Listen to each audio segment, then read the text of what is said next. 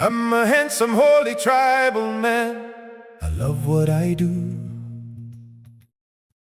and I love who I am. At least I make it look like I do. I work so hard to keep imagining myself as holy and handsome. Showing my specialness is my specialty. I could have been successful in the modern world, but that is too obviously disgusting. Now I'm successful in the alternative, handsome, holy tribal man world.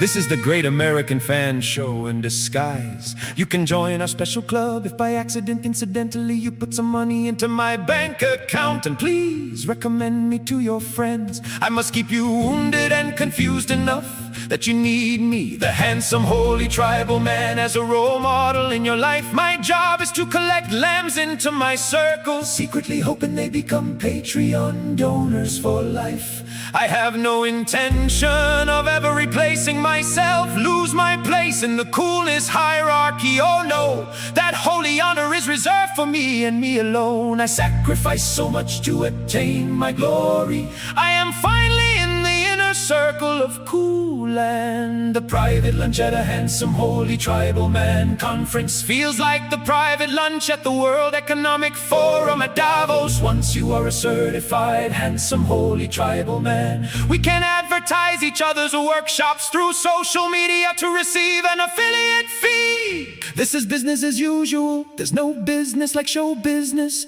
The show must go on. The handsome, holy tribal man uses standard human intelligence thoughtware that says I need enough money to survive. But deep inside I am fake. I am terrified of being found out. How do you like my emperor's new clothes? Aren't they fine?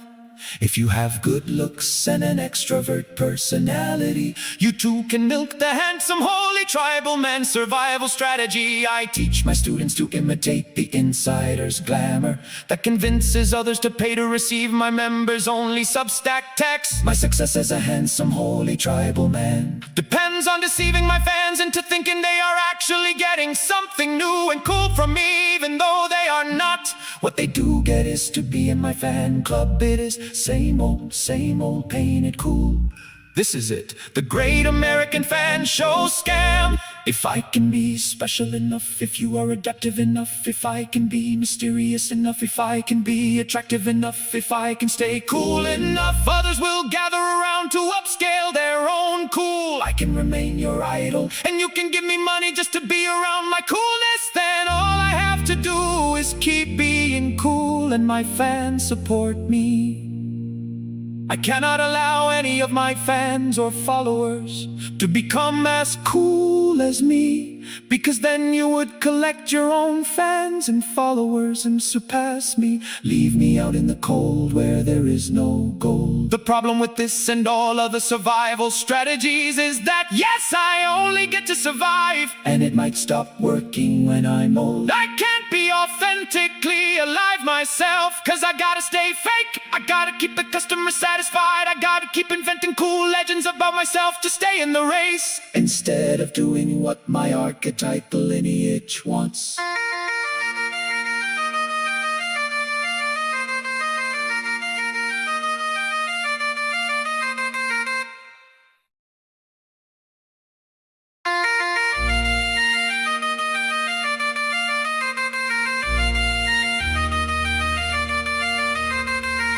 I will let you in on the secret, the hidden but tacitly obvious strategy of a handsome, holy tribal man, pretending to offer evolution or transformation or realization or healing or happiness, but not actually delivering it. Why?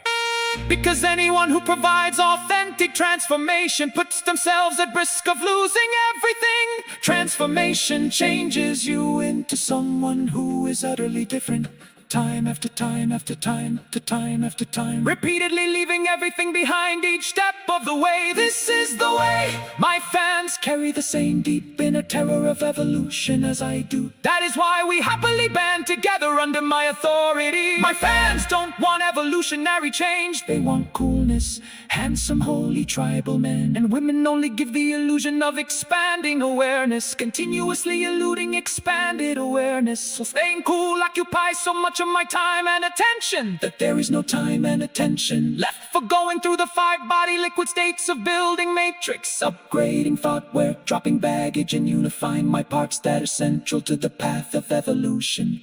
Escaping the handsome, holy tribal man. A woman's survival strategy starts with the archetypal death and resurrection show, where the resurrection part is not guaranteed. Transformation is not a method, it is not made of steps that you can follow. Known steps never leap into the void. It takes chaos and luck to escape the gravitational pull towards normal.